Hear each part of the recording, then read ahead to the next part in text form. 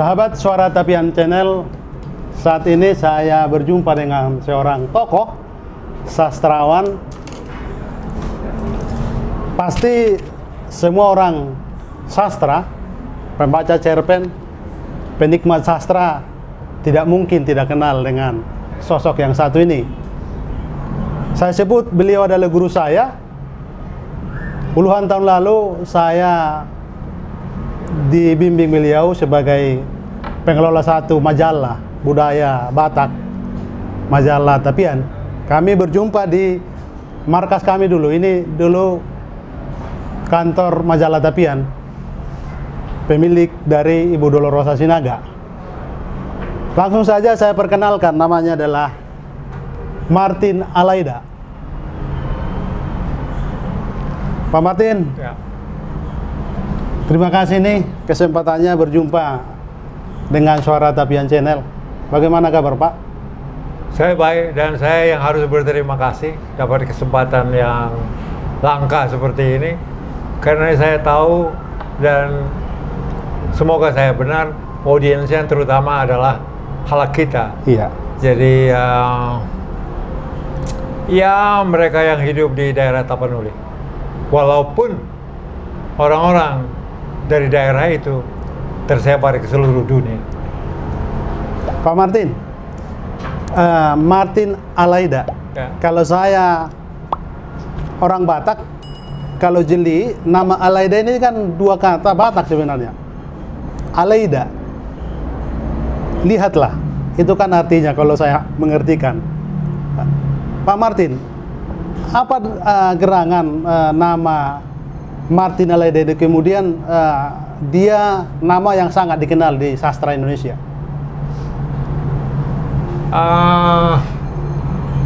Terkenal ini kan belum tentu baik, tetapi nama itu lahir dari satu proses yang melalui jalan hidup yang berliku, sulit, dan ya sulit itu bisa bermakna macam-macam. Jadi nama saya yang sebenarnya seperti saudara ketahui adalah Nurlan. Tetapi setelah peristiwa 65, nama yang diberikan orang tua saya itu terpaksa saya tinggalkan dengan menanggung satu dosa untuk membuat nama sendiri tanpa setahunya, tanpa disepakati oleh orang tua. Karena pemberian nama itu di daerah saya itu satu hal yang sakral. Saya masih ingat ketika saya masih kecil, usia sekitar 5 atau 6 tahun, saya terserang, saya kira itu kolera. Tanjung Balai itu endemis kolera. Jadi saya dibawa ke rumah sakit, tidak tertolong. Dibawa ke dokter, tidak tertolong. Lantas diseberangkan dari kota Tanjung Balai itu ke kampung halaman saya, namanya Sungai Kepayang. Diserahkan kepada dukun, kepada orang pintar. Tapi orang dukun ini, dia memang perjalanan hidup dia luar biasa. Dia naik haji dan dia berangkat ke Tanah Suci itu dengan naik sepeda. Jadi menyeberang ke Malaysia sambil mengajar, sambil mengaji dia sampai ke Mekah.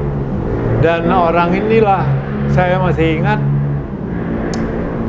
mengobati saya tentu saja dengan kemahiran dia, dengan doa, dengan permohonan kepada yang kuasa. Tapi saya ingat waktu itu di atas kepala saya terlentang, itu tergantung semacam mangkuk, dan dari mangkuk itu ada air yang mengalir lewat, ada semacam kain gitu dijulurkan. Dari situ ada menetes terus menerus, seperti kalau sekarang ini apa namanya di rumah sakit itu, saya sudah lupa, orang tua udah banyak lupa. Nah, air itulah saya tampung ke dalam mulut saya, dan nggak lama kemudian saya sembuh. Jadi kelihatannya memang kolera, jadi cairan tubuh hilang, Sebab mak saya, ibu saya itu mengatakan pelepasan saya itu sudah kelihatan sebagai satu lubang, itu sudah lubang ada. Nah, saya sembuh dan saya diberikan nama baru. Jadi nama itu begitu penting, begitu katakanlah begitu sakral dalam hidup orang Melayu yang sebetulnya datangnya asal usulnya itu adalah dari daerah Tapanuli Selatan. Nah, diberikan nama. Begitu penting itu nama. Karena nama itu dianggap terlalu berat sehingga orang ini sakit. Diberikanlah nama baru. Saya masih ingat namanya Nur Yasin. Nah, itu. Dan singkat cerita, setelah G30S tahun 65 itu tidak hanya wartawan, tetapi dalang misalnya, dia tidak bisa kembali kepada bidang dia. Apalagi guru, apalagi pegawai negeri, itu nggak mungkin dia kembali ke bidang dia. Nah, saya sebagai wartawan untuk kembali ke bidang saya, jurnalistik, itu satu-satunya keterampilan yang saya miliki, latar pendidikan yang saya miliki. Saya harus kembali ke sana. Saya harus hidup dari situ. Tekad saya mau menempuh jalan hidup yang seperti itu. Nah, saya carilah nama. Saya banyak bicara dengan ayah saya, misalnya dia juga pembaca reformis Martin Luther. Dia orang Islam, dia membaca itu setengah kagum. Ada orang yang melakukan pembaruan misalnya. Nah, dari Martin itu kemudian ada semangat kekaguman, pemujaan kepada reformasi misalnya. Saya reka-reka, kemudian muncullah Aleida. Aleida itu di dalam bahasa Melayu pesisir Sumatera Timur itu artinya sama seperti mirip dengan apa yang dikatakan oleh saudara Horman. Dia adalah pernyataan kekaguman. Lihatlah, seperti itu. Sehingga dia menjadi nama. Pak Martin tadi terbesit bahwa ayah datang ke Asahan atau sudah berapa generasi, karena tadi kan Daula itu kan asalnya dari Mandailing, dari Tapanuli Selatan. Berapa generasi kemudian setelah Pak Martin lahir di Asahan dan besar di Asahan itu? Saya generasi kedua saya kira. Jadi kakek saya ini dari Siabu, di Tapanuli Selatan.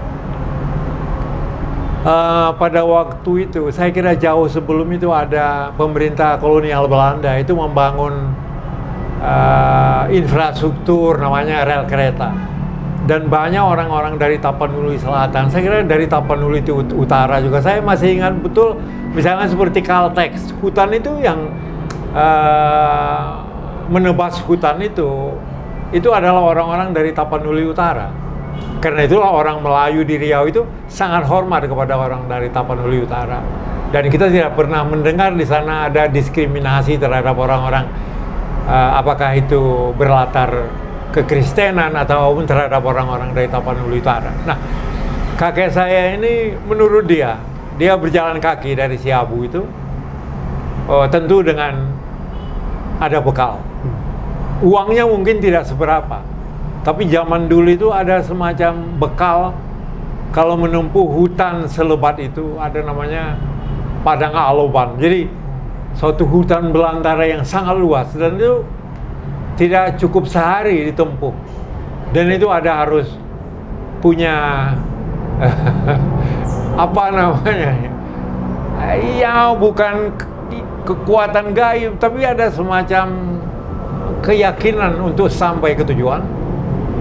Dan itu ada caranya. Jadi kalau dia misalnya sampai ke satu tempat sudah gelap dan dia tidak yakin dia bisa meneruskan, dia keluarkan ilmu dia.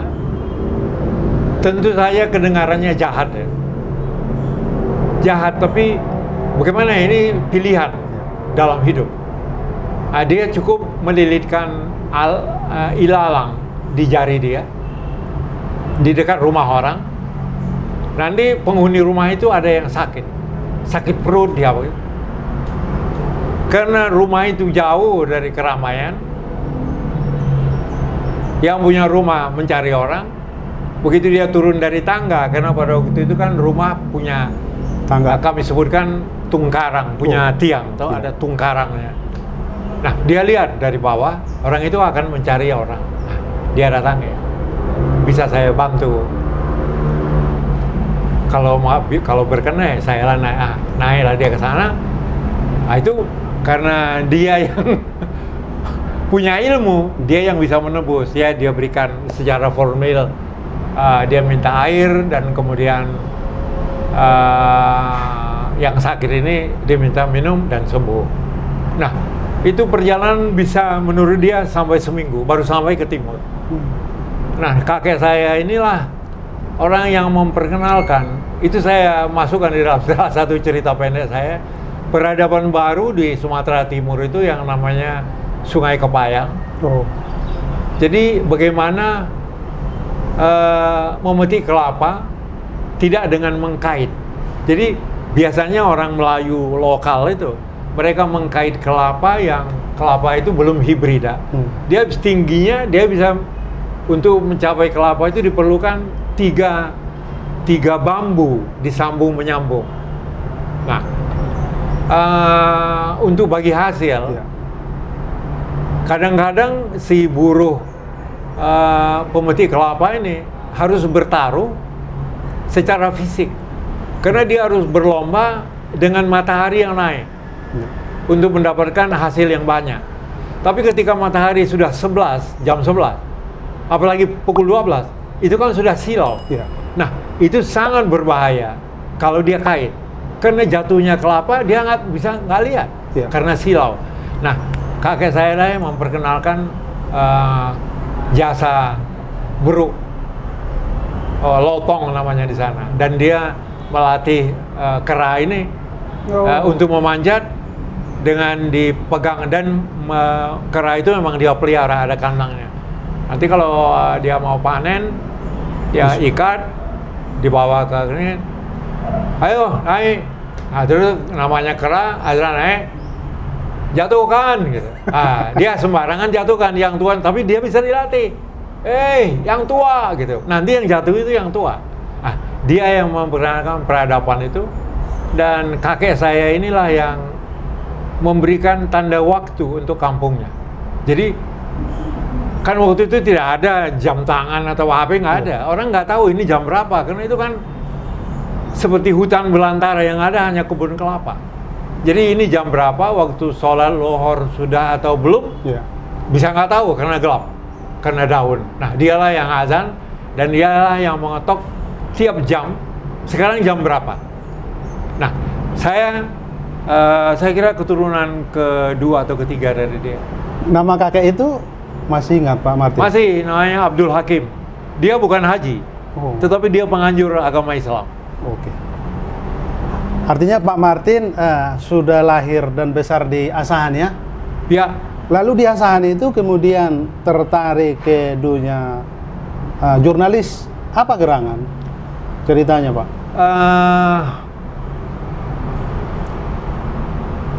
Saya kira tidak ada keturunan saya, ya artinya kakek saya adalah pengarang. Bahwa mereka membaca, iya. Mereka membaca, iya. Dan terutama selain dari kitab suci Al-Quran, mereka, jadi ayah saya ini, ibu saya, mak saya juga itu suka merujuk pada, ada namanya, kalau di Jawa ini kitab primbon. Jadi namanya di sana Tajul Muluk, ditulis dalam aksara Arab gundul. Bahasa Melayu. Jadi kalau misalnya mau mengawinkan, hari apa yang baik? Kalau mau pergi keluar kota, hari apa yang baik? Bapak saya itu dia tidak pakai buku pedoman bagaimana bisnis. Sudah yang dia pegang adalah primbon ini. Kapan dia mau belanja barang dagangan ke Medan, itu pakai Tajul Muluk itu. Nah, saya tidak bisa menjelaskan. Mungkin karena lingkungan. Saya tertarik untuk menulis cerita-cerita pendek gitu. Pada waktu saya SMA kelas 2, saya sudah menulis cerita pendek di koran Medan namanya Indonesia Baru. Juga harian rakyat dari di Asahan Jakarta. dikirim ke Ya, Medan. dari Tanjung Balai ke Medan. Kalau itu nggak istimewa, itu dikirim ke Jakarta, harian rakyat. Nah, Dan kemudian menjadi wartawan di situ. ya, jadi ke harian rakyat ini saya kirim itu pakai surat biasa. Berapa lama itu sampai dulu? Kelihatannya 3 hari, 4 hari sudah sampai. Dan yang hebatnya adalah harian rakyat ini dan Indonesia Baru tadi di Medan, saya kira 2 koran inilah yang di dunia yang membuat cerita pendek tiap hari. Nah, pada lembaran kebudayaan dia, lembaran yang serius, artinya lebih pembicaraannya lebih tinggi, lebih mendalam, itu biasanya Sabtu. Itu kira-kira tahun 50-an, Pak ya? Iya, sudah tahun 60, 61 saya kira. Saya lulus tahun 62. Oh. Nah, itu kalau di harian rakyat itu, jadi misalnya cerita pendek saya itu dimuat hari ini, misalnya. Ya. Harian Raya itu kan di Jakarta terbit pagi. Ya. Dia di Tanjung Balai itu jam pukul 1 sudah sampai. Secepat itu sirkulasinya. Iya, pada hari itu. Nah, ini bisa dipahami karena ada serikat buruh penerbangan atau serikat buruh kereta api atau serikat buruh kendaraan angkutan. Kan itu kan berafiliasi kepada organisasi yang besar yang sekarang jadi hantu yang namanya Partai Komunis. Ya. Nah, ini cepat deh. Jadi di Garuda itu dia cepat. Oh. Jadi saya kira, dugaan saya ya. Tetapi misalnya pada waktu saya sampai ke Maluku, harian rakyat itu sampai di Saum Laki, di salah satu pulau yang paling ujung dari Nusa Tenggara Timur, itu 3 hari. Apakah Pak Martin karena sering menulis cerpen di harian rakyat ini diminta ke Jakarta? Tidak, ini pertanyaan yang menarik. Jadi ya cerita masa lalu, cerita masa remaja itu menarik selalu. Jadi saya lulus SMA kan Agustus pada waktu itu. Jadi Agustus itu begitu penting dalam kehidupan bangsa ini. Jadi yang lulus dari sekolah menengah, SD, SMP itu pun pada Agustus. Nah, saya pindah ke Jakarta ini sekitar akhir Desember 62. Dengan tujuan melamar menjadi mahasiswa Akademi Sastra Multatuli. Karena waktu di Tanjung Balai saya juga sudah sering menulis di harian rakyat dan saya aktif di organisasi namanya Lembaga Kebudayaan Rakyat. Pada waktu itu bukanlah lembaga yang dikatakan sebagai hantu atau seperti sekarang ini terlarang. Waktu itu kan masih resmi, dia masih legal. Nah, saya masuk ke Akademi Sastra Multatuli ini yang didirikan oleh Bakri Siregar dan Pramudia Anantatur. Sebab kelihatannya Akademi Sastra ini dimotori pendiriannya atau pelaksananya oleh Lekra, lembaga sastra dari Lekra. Nah, di lembaga sastra Lekra ini Bakri Siregar adalah ketuanya, Pram itu wakil. Nah, jadi saya menjadi sekretaris di situ. Saya masih ingat waktu itu saya kos di daerah Cikini di Gondang Dia. Sebulan itu Rp500 kosnya. Sekolah itu, akademi itu menumpang di gedung, saya kira milik sekolah yang dimiliki oleh orang peranakan. Jadi mungkin sekolah SMA atau SMP yang hanya dipakai pagi. Jadi kuliah Akademi Sastra ini sore. Di belakang waktu itu polisi seksi 3 Pasar Minggu. Jadi kalau Horman dari gedung kesenian sekarang, jalan lurus dari Pasar Baru itu terus menyeberang ke sana. Nah, disitulah akademinya. Nah, sebagai sekretaris, saya selalu pulang bersama-sama dengan Pak Bakri ke rumah dia di sebelum Berlang. Nah, itu naik beca itu. Nanti sampai di pasar, sebelum Paseban itu ada pasar Kenari, nanti dia aja berhenti. Beca berhenti, dia membeli putu, bawa lagi ke situ sambil makan ke Jalan Manggis. Jadi tidak sampai setahun saya di Akademi Sastra itu. Kemudian saya menjadi wartawan Harian Raya. Tapi bukan karena Pimpinan redaksinya kalau nggak salah waktu itu Mula Naibaho. Bagaimana perkenalan Pak Martin dengan Mula Naibaho ini? Ini kan sosok wartawan yang tidak pernah diangkat juga ke permukaan. Mula Naibaho ini dia merasa bangga dekat dengan Amir Syarifuddin di Jogja. Dia sangat dekat dengan Cornel Simanjuntak ketika di Jogja. Dia penulis yang cepat, menarik sebetulnya. Dia pernah menulis biografi Ho Chi Minh dan dibukukan Ho Chi Minh. Dia sangat apa namanya ya, sangat memperhatikan kita anak muda. Saya waktu itu masih ingat. Waktu itu kalau bukan pembukaan Games of the New Emerging Forces pada tahun 60, saya kira 64 ya kalau bukan 63. Dia ajari kita, dia ikut dan dia bilang sebelum kita sampai ke kantor, kau sudah menulis. Bagaimana caranya? Kau sudah harus tahu, karena waktu itu kan bikin laporan kan media terbalik. Paragraf pertama itu paling penting. Kau harus punya paragraf pertama. Judulnya nanti di kantor kau pikir. Jadi itu dia ajari kita, dia kasih tahu kita sambil ikut di mobil dia mobil tua, mobil buatan Perancis, Citroën, saya kira mobil mungkin itu dibeli dari bekas pembangunan Jatiluhur, saya kira. Di mobil itu dia sudah tunjukkan. Dan dia ini orang yang sangat, kalau berorganisasi, dia ini bukan orang yang dogmatis. Dia bukan dogmatis. Mungkin dia, saya nggak tahu apakah dia dipengaruhi oleh Amir Syarifuddin, saya nggak tahu. Tapi dia sangat tidak dogmatis. Kalau Harian Raya itu kan dia kan media resmi dari Partai Komunis Indonesia. Yeah. Dia tidak, dia membawakannya itu dengan menulis. Dia jarang menulis editorial. Dia banyak menulis feature atau mengedit berita yang akan diturunkan. Pak Mula Naibaho ini kemudian cerita hidupnya dibuang ke buruh juga, Pak. Jadi titik awal kita itu kan gerakan 30 September dan pengejaran terhadap orang-orang yang dianggap komunis, yang dituduh komunis, yang orang kiri, nasionalis kiri. Terjadilah pengejaran.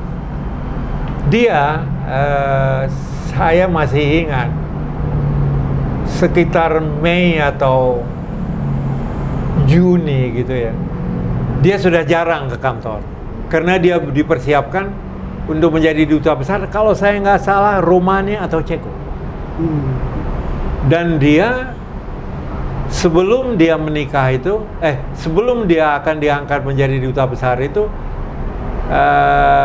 dia juga dipersiapkan oleh kawan-kawan dia untuk berkeluarga karena dia masih bujangan. Waktu masih pimpinan redaksi itu? Dia kawin pada saat itu. Dia menikah dengan seorang guru dari Jawa Tengah, saya lupa namanya. Putri Jawa berarti ya? Orang Jawa Tengah. Ya. Diperkenalkan manis dan dia langsung naksir lah kan. Jadi dia dipersiapkan untuk jadi duta besar. Karena duta besar seperti Armunanto itu kan kolega dia. Armunanto ini dari Bintang Timur, misalnya dari duta besar yang lain juga yang titik tolaknya itu jurnalisme banyak. Tapi itulah lantas karena ketika dia termasuk yang dikejar dalam pelarian. Jadi waktu itu kita sebagai orang yang dikejar, kita harus lari dari tempatnya. Nah, dia sempat saya temui di persembunyian dia di daerah Rawamangun, ketemulah. Dia bilang, "Bung, kembalilah ke jurnalistik." Bung kan tidak dikenal, masih muda.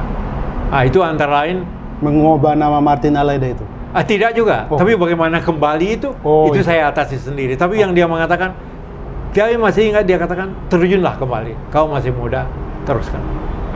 Saya masih ingat juga dia minta misalnya, nanti kalau kau datang lagi, jadi rupanya masih bersisa ini rencana mau jadi duta besar ini. Dia belajar bahasa Prancis. Jadi dia bilang, kau nanti ini tolong carilah kumpulan puisi atau apa saja yang kau anggap bahasa Perancisnya tidak begitu sulit. Ya, saya carilah itu di Cikini itu ada toko-toko gede-gede lapa gitu, pinggir jalan ada kumpulan puisi. Saya masih ingat itu kumpulan puisi penyair Paul Eluard, orang kiri dari Perancis. Nah, itu dibawa ke dia. Dia masih belajar bahasa Perancis. Ya. Pak Martin, sedikit lagi tentang Moulin Naibaho itu. Waktu dia ditangkap, ada satu kisah, saya nggak tahu apa Pak Martin juga ceritakan itu dalam kisah cerpen-cerpennya, bagaimana kalau dalam tanda petik sadis, karena dipukul lewat ekor pari, distrum, pengalaman-pengalaman itu. Bapak Martin saksikan nggak bagaimana pengalaman Moulin Naibaho ini mengalami itu begitu? Jadi di dalam memoir saya itu romantisme tahun kekerasan itu saya ceritakan. Juga ketika saya bersaksi di International People's Tribunal, jadi tribunal rakyat internasional di Den Haag, Belanda, pada November 10 sampai 13 tahun 2015, itu juga saya ceritakan. Jadi karena waktu itu di pengadilan itu saya di bagian menjadi saksi dari penyiksaan. Jadi saya ceritakan selain dari Naibaho juga istrinya Nyoto. Tapi sebetulnya saya tidak melihat penyiksaan. Jadi nanti Hortman bisa baca di bab pertama itu ada seorang sersan mayor yang memberikan empati kepada orang-orang yang disiksa. Yang menurut dia, apa salah orang ini? Perempuan ditangkap, anaknya 5 orang dijebloskan ke dalam sel. Ada apa? Dia bukan siapa. Nah, Naibaho ini, cerita Naibaho ini disiksa. Saya dapat dari dia. Jadi bagaimana dia disuruh buka baju, disuruh duduk, disabet pakai ekor pari, kemudian distrum, sesudah distrum disuruh bangun, dimasukkan ke sumur mandi, dicemplungkan ke bak mandi, disuruh keluar, disuruh makan sambal 1 piring. Itu cerita dari Sersan Mayor Uyan itu juga. Nah, bahwa udahlah kau jangan tanya lagi. So, waktu dia sesudah penyiksaan itu dia dikirim ke kamp di mana saya berada dan dia dimasukkan ke sel di situ. Nah, sebelum dia dimasukkan ke sel itu sempat saya dekatin dan dia diobati. Jadi obatnya waktu itu adalah beras kencur. Jadi kencur yang istri para tahanan ini kalau dia membesu Senin Kamis, itu pasti ada kencur dan beras. Jadi belakang dia itu yang bajunya ini nempel ke bekas sabetan itu karena darah itu mana itu kita lepas pelan-pelan dan itu ditempelkan dengan beras kencur yang dikunyah oleh seorang tahanan, kemudian ditempelkan ke luka itu dan itu sangat manjur. Tetapi dahsyatnya orang yang disiksa seperti itu kadang-kadang begitu kering itu darah disiksa lagi. Nah, saya bersaksi untuk Naibaho juga untuk istrinya Nyoto. Pak Martin, di Belanda itu Bapak diperdengarkan, orang mendengar, bahkan itu bukan lagi berita nasional tapi berita internasional. Kalau nggak salah, Todung Mulya Lubis juga bagian dari yang membela waktu itu ya. Dia jadi jaksa. Pak Martin, Bapak kan dalam pengalaman penulisan juga cerpen, dari cerpen Bapak juga menjadi banyak novel yang terbit. Kelihatan kan angle atau penulisan Pak Martin itu kan terlihat pembelaan pada kaum yang terhinakan ini. Apa kira-kira yang Bapak mau sampaikan bahwa memang sejarah kita ini tidak bisa dimaafkan begitu?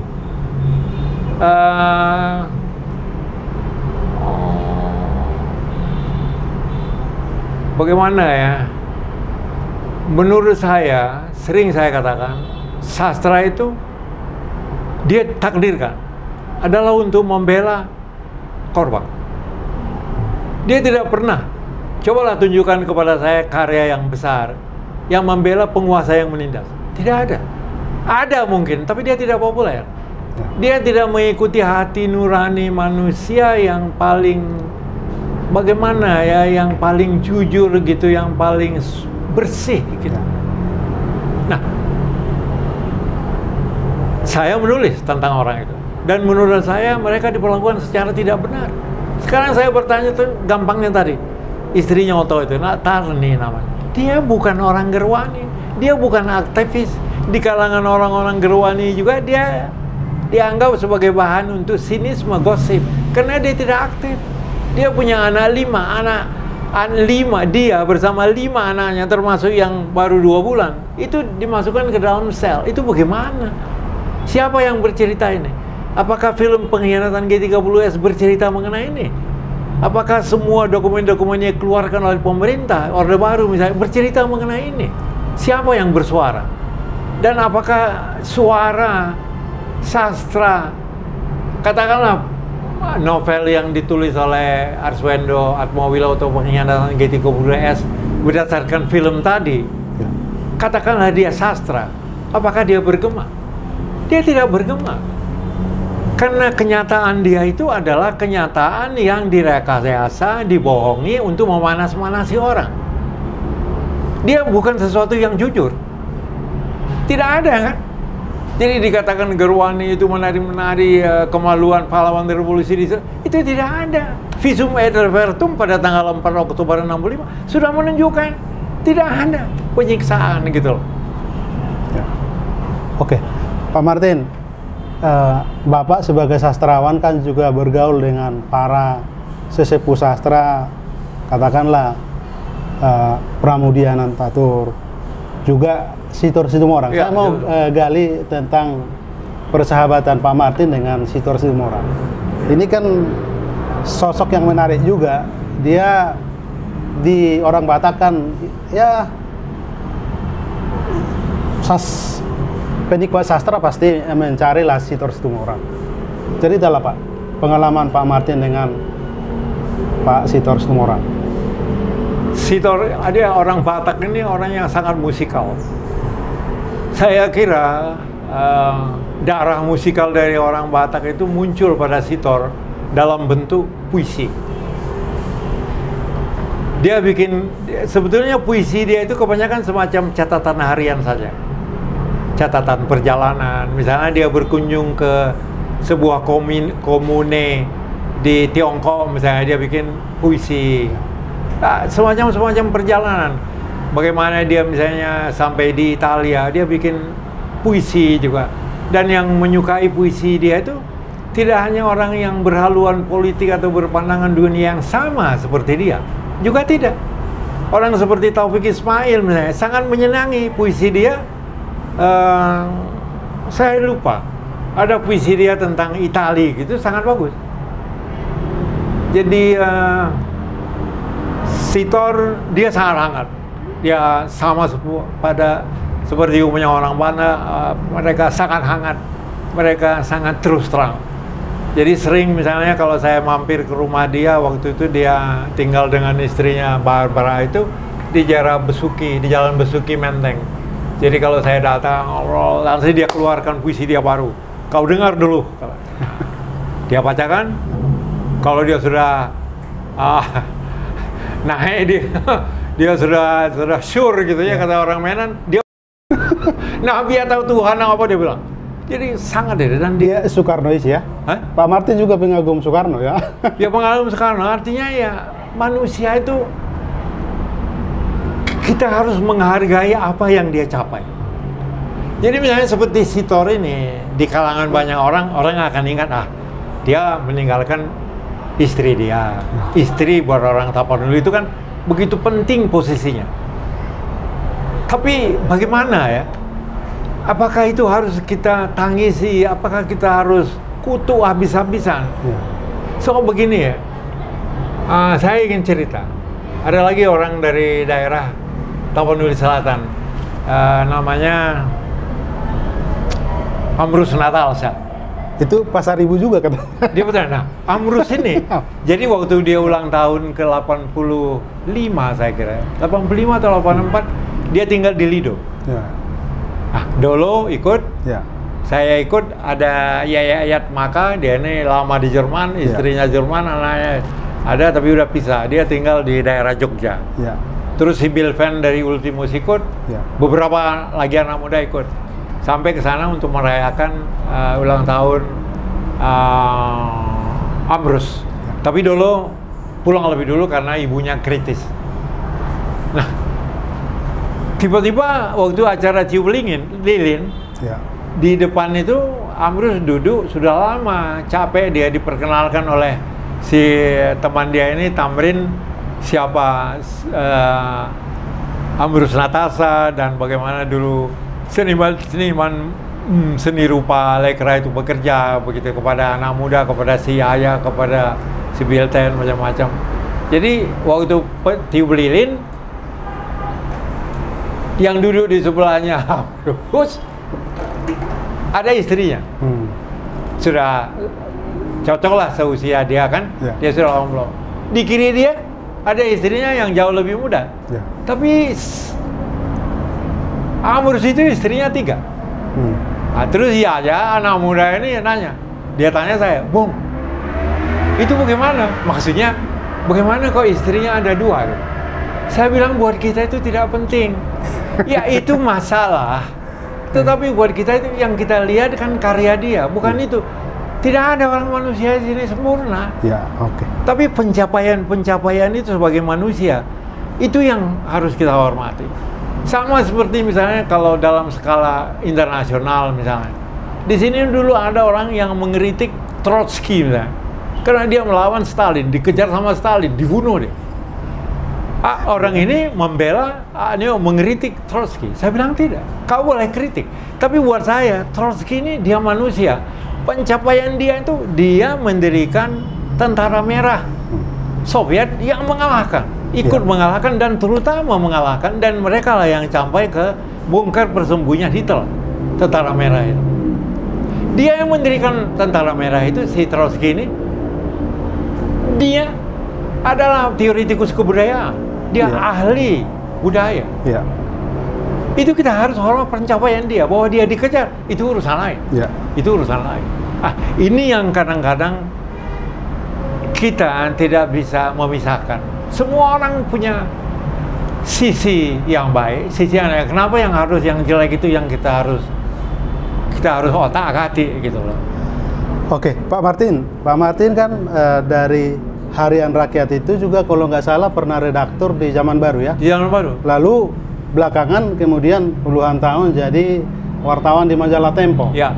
Majalah Tempo, tapi belakangan kan juga di masa tua Pak Martin, Bapak juga bergabung dengan Majalah Budaya Batak, Majalah Tapian yang dimana Pak Martin jadi wakil pemimpin redaksi. Wakil pemimpin redaksi. Apa gerangan kemudian jadi bergabung di Majalah Budaya Batak? Nah, kalau Horman punya waktu, saya ingin bercerita agak detail. Jadi dalam pengejaran itu, dalam suasana saya dikejar-kejar, kawan-kawan dikejar, saya punya teman baik, wartawan Berita Yuda, justru Berita Yuda. Yang waktu itu dapat bagian, ya dia mungkin lagi daun kan, dapat kios di Jembatan Merah. Dia bilang, dia panggil nama kecil saya, Lan, kan nama saya kan dia, bantulah saya, kau yang menjalankan itu, kau kan punya pengalaman. Nah, udah saya jalankan. Tapi karena itu pasar baru dibuka, pengunjung jarang. Jadi yang saya jual itu, jadi kios itu pakaian wanita, sepatu wanita, kalau saya nggak salah anak-anak gitu, pakaian anak-anak. Karena pengunjung masih sedikit, kalau dia sepi, saya menulis. Jadi saya beli kertas folio yang berlipat itu yang ada bergaris, di atas kaca itu saya menulis. Pakai bolpen, pakai ini, botol, tulis. Nanti sore sudah ditutup, saya pergi jalan dari Jalan Saharjo Jembatan Merah ini, jalan kaki ke Jalan Teresia, di mana berkantor Horizon. Oh. Karena di situ ada Hamzat Rangkuti. Oh. Karena yang kalau saya berikan cerita pendek saya ini ke Horizon, tulis tangan, pastilah akan dibaca. Artinya pada penampakan pertama, dia kan sudah merepotkan. Dia harus di-take. Jadi saya minjamlah, saya perkenalkan diri kepada Hamzat. Saya mau menumpang metik cerita pendek. Baik, tunggu aku. Nah, sesudah dia pulang, dia bawalah menyeberang Sarina, dia kontak di daerah Tanah Abang. Saya lupa Tanah Abang apa itu. Pokoknya nyeberang dari Sarina di Kebun Siri itu ya di kanan dia. Nah, setelah dia cerita. Beberapa tahun kemudian ketika kumpulan cerita pendek saya diluncurkan, dia rekonstruksi kembali apa yang terjadi dengan si penulis ini, dengan si Martin ini. Dia bilang datanglah satu orang kepada saya yang mengaku mengenal saya. Dia pakai sendal jepit, kurus seperti kere. Dia mau menumpang mesin tik. Saya bawa. Nah, dia taruhlah menurut dia mesin tik itu di meja tamunya. Baby portable. Nah, dia bilang dia sendiri tidak menunggu saya mengetik. Nah, ini dia membual ya orang. Dia tidak menunggu saya di ruangan tamu itu ketika saya mengetik, tapi dia mengintai dari dalam kamar. Kalau nanti mesin tik itu tidak berbunyi, kata dia, pasti ini orang maling. Mesin tik dibawa kabur. itu kata dia. Lantas cerita pendek itu saya serahkan dia. Kemudian kira-kira sebulan dia udah muncul. Terbit, kemudian muncul lagi cerita saya 2-3 lagi barangkali di Horizon. Nah, saya seringlah mampir ke Horizon itu. Satu kali ketemulah dengan namanya Jufri Tanisan. Dia ilustrator untuk Horizon. Oh. Nah, dia ini pernah mendapat hadiah pertama untuk ilustrasi dia. Dan ilustrasi itu untuk cerita pendek saya namanya Jangan Kembali Lagi Juli. Jadi tentang seekor anjing yang tiba-tiba punya hubungan yang dekat dengan seorang wanita yang mau melahirkan. Yeah. Nah, itu semacam setengah autobiografi. Nah, si Jupri bilang, Martin lagi kerja apa? Ya saya bilang nggak ada ya, bantu-bantu orang punya kios. Nggak, kalau Martin mau kerja di majalah Express, mau cari orang ini, temuin aja Gunawan ke sana. Saya datanglah ke sana. Oh. Tapi waktu bekerja di Express selama sebulan, di waktu itu Express saya di Pekalongan. Waktu itu 1 bulan saya cuma digaji 6.000. Sedangkan kalau di kios ini saya gaji harian 2.500. Anak saya sudah 1. Apa ya ini saya pikir. Dan karena saya sungkan untuk meminta transport, kadang-kadang saya jalan kaki mencari sumber. Jadi pergi ke masjid, ke katedral, menulis bagaimana misalnya. Saya pergi lagi ke Keramat, ke Pul PPD di mana ada masjid. Waktu itu kita sudah mulai menulis di Express mengenai Toa. Jadi orang azan keras-keras itu udah ditulis dulu oleh Subah. Saya dapat assignment dari dia. Nanti saya keluar, kios yang saya jaga tidak maju juga. Muncullah perpecahan di Express antara klik di PWI ini, imbas dari perpecahan di PWI antara pengikut Rosian Anwar dan BM Dia. Sedangkan Express ini dimiliki oleh anaknya BM Dia. Nah, Gunawan dan teman dia keluar dari situ, mereka temuin Ciputra dan Ali Sadikin, dikasihlah sebetulnya majalah Jaya. Majalah itulah yang kemudian menjadi majalah Tempo. Nah, sebelum terbit saya sudah datang sama Gunawan. Saya masih ingat, saya tulis di memori itu. Saya ingat 15 Januari 71. Saya sudah datang ketemu Gunawan. Gunawan bilang, masuk, kapan mau masuk? Nah, gitu saudara. Jadi Tempo itu sendiri terbit 6 Maret. Tapi dipersiapkan dengan serius. Ada latihannya. Yang melatih kita itu Usama. Jadi antara lain assignment dia menjelang terbit kita dilatih, semua dilatih. Sari Ruab, Yusril Jalinus, Hari Komar, DS Karma, saya, siapa lagi? Dari perjalanan kau harus menulis apa yang kau lihat yang tertarik dalam perjalanan. Nah, kita tulis. Dan saya selalu menang itu, selalu diperhatikan. Nah, ya udah bekerjalah di situ. Beberapa tahun kemudian saya diperiksa lagi. Jadi datang surat dari Kodam dibawa oleh seorang pengantar yang saya kenal pada waktu saya ditahan di kamp konsentrasi di Budi Kemuliaan. Saya dipanggil. Jadi teman lah yang ini ya, yang memberitahu. Enggak, ini orang yang saya tidak kenal. Jadi surat dari Kodam itu, dari operasi Kalong ini dibawa oleh orang yang saya tandain dia pernah bekerja untuk tentara itu ketika saya ditahan di kamp konsentrasi Budi Kemuliaan. Nah, saya bilang sama Gunawan, saya dipanggil lagi, tapi sama dia aja saya bilang. Saya mau diperiksa lagi. Oke.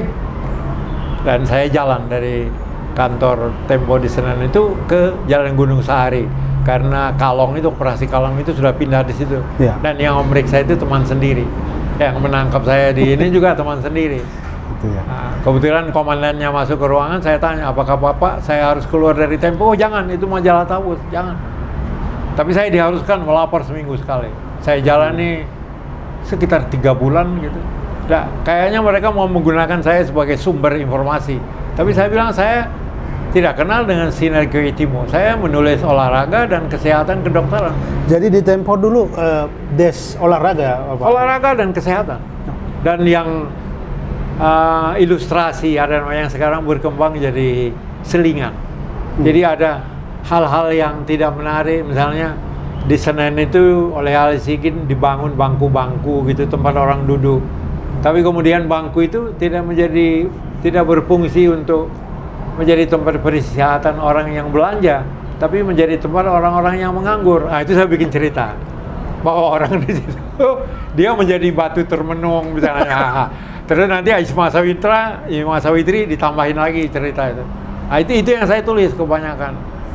Nah, tapi Gunawan tanya, waktu saya pulang saya kira dia periksa 2 hari betul-betul atau dia hanya bilang begini. Saya bilang, mereh kerja terus. Tetapi kemudian orang buruh dibuka, beberapa teman sudah bebas, mereka mau menulis mengenai Pulau Buru. Saya bilang saya ada teman yang pintar menulis, dia akan meninggalkan buruh. Ah, udahlah, teman itu diminta untuk menulis bagaimana buruh ditinggalkan. Orang inilah kemudian karena Tempo kekurangan orang, karena deadline sudah kadang-kadang terlambat sampai 8 jam masuk. Jadi Ahmad Zan, dia udah meninggal. Dia masuk. Kemudian keponakannya Sarip Tahir Taib, anggota CCPKI, dia berteman dengan Nono Anwar Makarim, berteman dengan Fikri Jupri, Gunawan juga, karena itu mereka sekolah Belanda dulu kan. Jadi ya anak-anak muda, Monika Taib masuk. Nah, Tempo jadi perkara karena Mandik Harmoko melihat di situ, kenapa orang-orang aktivis mereka bekerja di situ, ditekan lah. Tapi saya sudah merasa itu. Jadi saya pikir saya lebih baik menyingkir, dan lagi juga Tempo itu maju dengan pesat. Dari 6 Maret 71 dia hanya 12.500, pada awal 81 dia sudah naik menjadi 151.000 karena nggak ada saingan. Mingguan. Jadi dia terbit masih saingan 12.500, terbit kedua dia udah 25.000. Ya. Nah, tapi berapa tahun Pak Martin di Tempo? 13 tahun lebih ya. Jadi saya keluar itu Juni 84. Tapi sudah menggelisahkan. Jadi konflik intern dan polisi, banyak sekali polisi redaksi yang saya tidak setuju. Misalnya lagi juga ini untuk keamanan saya bagaimana, ya udah keluar baik-baik. Pak Martin, di umur hampir menjelang 80 tahun, Pak Martin memilih jalan hidup jadi penulis. Iya. Bagaimana Pak Martin bisa eksis terus sampai sekarang juga masih menulis? Begini ya, saya sebetulnya saya kira sekitar 13 tahun bekerja di United Nations di PBB. Setelah dari Tempo ini ya? Ya, setelah dari Tempo. Jadi lontang-lantung dari NHK, Gigi Press, ada Reuters juga sebentar gitu. Baru masuk ke United Nations Information Center. Ini di bawah Sekretariat PBB. Di bawah kantornya Sekretaris Jenderal PBB. Itu saya kira sekitar 13 tahun saya dapat pensiun. Cuma ada kesalahan. Ketika akan pensiun itu saya ditanya. Karena di luar kan Harto kan sudah jatuh. Ya. Harto jatuh, kebebasan berekspresi sudah bebas kan. Ya. Saya harus sambut ini dengan ya berkorban. Bahwa saya masih bisa bekerja 3 tahun lagi. Saya ambil pensiun dini, umur saya masih 57. PBB itu batasnya 60. Kalau orang ini memang dibutuhkan bisa diperpanjang sampai 65 pokoknya. Nah, saya keluar, saya putuskan waktu itu uang pensiun saya diterima langsung, tidak berbulan. Itu agak sulit. Karena uang itu saya harus kelola, ini mengelolanya agak sulit. Tapi kan kebutuhan hidup saya kan tidak banyak. Artinya kan saya tidak merokok. Juga saya kira cukup lah gitu ya. Dan sekarang juga saya bikin tulis buku, cetak buku, jual sendiri, bawa ke percetakan, bawa ke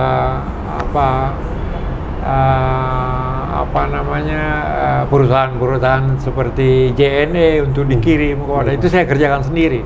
Pak Martin, kami pernah dipercayakan Pak Martin menerbitkan buku Langit Pertama, Langit Kedua ya? Iya, betul. Ya, saya kira Pak Martin sudah banyak berkarya di sastra Indonesia. Sedikit cerita Pak, soal pertemuan dengan majalah Tapian, dengan Ibu Dolorosa. Sahabat Suara Tapian Channel, Pak Martin ini juga orang tua yang asik, pernah di komite sastra di Dewan Kesenian Jakarta. Cerita itu Pak, sampai juga berkecimpung di majalah Tapian. Jadi setelah pensiun itu menyambut kebebasan, setelah reformasi itu bebas berekspresi. Saya tidak lagi bersembunyi di dalam menulis cerita pendek. Cerita pendek saya Malam Kelabu yang saya tulis 69. Banyak orang mengkritik, kenapa tokohnya bunuh diri? So, nggak mungkin saya mau mengatakan bahwa orang itu melawan terhadap keadaan. Konteks waktu itu tidak mungkin. Tetapi setelah reformasi sudah terbuka, karena itu saya putuskan saya mau menulis, udahlah, tidak usah tunggu pensiun.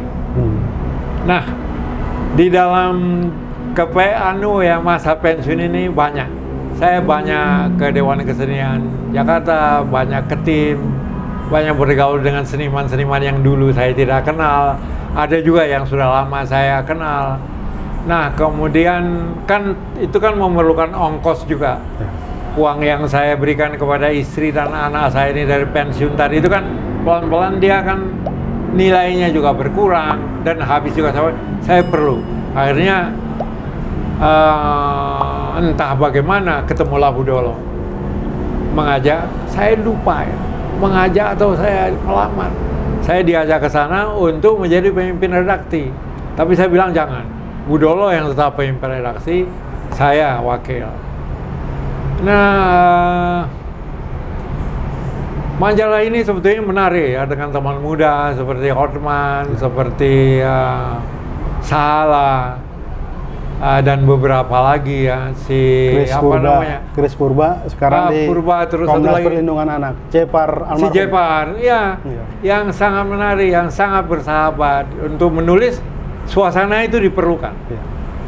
Tidak semua naskah saya harapkan begitu dipegang berat berbobot gitu. Tidak, ada yang tidak, tapi bisa dia sebagai kalibannya secara struktur bahasa Indonesia masih nyampe. Itu biarkan orang punya kesempatan sendiri untuk belajar gitu loh. Saya termasuk bangga bertemu Pak Martin, merasa diasah dan dilatih di situ Pak, di puluhan tahun lalu. 2009 sampai 2011 kalau nggak salah. Terima kasih Horman. Ya. Selain ini ada satu orang, dia perempuan aktivis. Dia sekarang bekerja di luar negeri. Ada satu kritik dia bilang, dia tidak bilang cerita saya, tulisan saya bagus atau tidak, tapi dia bilang saya merasa di dalam cerita Pak Martin saya ada di situ. Itu menurut saya itu itu penghargaan yang luar biasa. Tapi dia merasa bahwa dirinya ada di dalam cerita.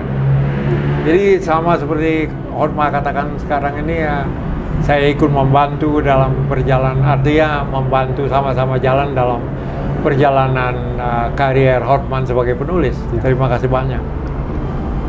Pak Martin, ini mungkin pertanyaan terakhir. Sebagai orang tua, sudah mencecap asam garam kehidupan ini, kira-kira orang yang memilih jalan hidup jadi penulis, apa pesan Bapak? Menulis ini kita tidak minta, kita menjadi penulis karena lingkungan kita, karena pendidikan yang kita jalani, karena dunia yang kita hadapi. Itu yang membentuk kita menjadi penulis, itu yang mendorong kita, dan itulah yang menjadi bahan kita untuk ditulis. Saya masih punya keinginan dan saya memberikan alokasi waktu selama 2 tahun untuk menulis sesuatu yang bukan fiksional seperti selama ini, tetapi suatu tulisan yang agak panjang yang bersifat jurnalistik tentang perjalanan bangsa ini, terutama setelah penggalan sejarah yang begitu curam ya kita hadapi dari tahun 65 sampai sesudah. Saya harapkan paling tidak 2 tahun selesai, karena saya harus membaca banyak buku. Saya sudah bisa membuka bab awal dari buku ini dengan satu tulisan yang bertanya kepada Pramudia Anantatur, mengapa Bung tidak menulis mengenai G30S? Bung hanya menulis memoir Bung di Buru gitu. Tapi tentang G30S, terus dia bilang saya belum menemukan kuncinya. Nah, 12 tahun setelah dia meninggal, kuncinya ditemukan. Apa itu? Yaitu buku yang ditulis oleh seorang sarjana Australia, Jess Melvin. Bagaimana dia menemukan 30 dokumen militer di Aceh yang menunjukkan tanggal 1 Oktober Pak Harto itu sudah memerintahkan begini begitu di Aceh terhadap orang-orang yang harus istilahnya ditumpas. Itu dokumen 33.000 dokumen, telegram, komunikasi, dan ada pula lagi laporan tahunan yang ditulis oleh komandan daerah militer Aceh, dan itu dia kutip dan dia ceritakan ya, ini yang menurut saya sangat mengesankan, sangat mengesankan. Bagaimana pimpinan PKI di Aceh itu namanya Taib Adami dibunuh. Jadi tanggal 7 ada demonstrasi besar di lapangan besar di Banda Aceh itu. Kemudian adalah organisasi buruh Partai Nasionalis Indonesia, Partai Nasional Indonesia yang menyerbu kantor SOPSI, rival mereka. Di seberangnya itu rumahnya Taib Adami, pimpinan PKI. Itu dioperasi ke rumah. Taib Adaminya sendiri dengan anak dia putranya lari ke Takengon. Dari Takengon, Taib Adami dibawa kelihatannya ke Molabo, pantai barat, menyisur ke Loonga. Di Loonga ini ada areal, menurut Jess Melvin setelah penelitian, ada wilayah yang berada di dalam kontrol Angkatan Darat yang dijadikan tempat pembantaian. Nah, Taib Adami sampai di Takengon ditangkap, anaknya juga ditangkap, anaknya mati. Nah, bagaimana anaknya dibunuh tidak diuraikan oleh Jess Melvin. Tetapi bagaimana Taib Adami ditangkap oleh CPM di Takengon, dikawal oleh CPM ini menuju Loonga, dan orang itu adalah saudara sepupunya CPM. Dan CPM ini melindungi bininya Taib Adami dan anaknya yang datang menyusul. Tanpa CPM ini sudah mati semuanya. Nah, ketika udah mendekati Loonga, tempat pembantaian, potong leher segala macam ini oleh orang-orang radikal ini, apakah itu Pemuda Pancasila, apakah HMI, macam-macam. CPM itu karena dia yang mengawal, dia panggil abang, abang Adami, larilah. Tapi tahu, dijawab Adami, tidak. Kalau ini memang nasib saya akan terima dengan baik. Itu saya kutip. Tapi aku minta, jangan penggal kepalaku, dan jangan kau bunuh aku di tempat pemenggalan orang-orang yang terdahulu. Jadi dulu itu orang kalau sudah ditangkap, orang dari Banda Aceh dibuang ke situ, dipenggal di situ. Jangan kau lemparkan aku ke situ, dan aku tidak mau dipenggal. Nah udah, sepupunya ini yang CPM, Jess Melville tidak menggambarkannya, tapi dugaan saya dia tidak sampai hati gitu ya. Dia suruh orang lain menembak, tembaklah. Tapi sebelum dia ditembak, dia ambil jam tangannya, dan jam tangan itu dia beli di Moskow, disepuh dengan emas, dia serahkan kepada sepupunya. Dan jam tangan itu menurut Jess Melville menjadi warisan yang diterima oleh anaknya yang selamat. Dan Jess Melville ini mencari putra dari si Taib Adami ini yang lain di Sumatera Barat. Dia tidak sebutkan namanya siapa, dia hanya sebutkan Ramli untuk menyembunyikan. Tapi si Ramli inilah bercerita jam tangan ayahnya itu siapa yang memegang sekarang. Wah, itu cerita bagus, cerita bagus. Nah, pembukaannya yang agak sulit adalah saya harus memulai. Tadi dimulai dengan Pram, tapi begitu saya mengatakan bahwa peristiwa itu sudah terbukti siapa di belakangnya dengan dokumen yang ditemukan dan sampai sekarang tidak terbantah karena dia diterbitkan tahun 2018, tidak dibantahkan. Bab berikutnya itu adalah contoh-contoh apakah anak atau cucunya yang bercerita bagaimana ayah bapaknya, itu semua kumpulannya itu, dan itu agak sulit karena bahannya terlalu banyak. Pak Martin, secara pribadi kami mendukung buku itu akan Bapak kerjakan dan bisa menjadi semacam warisan ya sejarah sastra atau apa namanya sejarah untuk bangsa ini. Mudah-mudahan Bapak kuat masih menulis itu. Terima kasih. Ya. Terima kasih.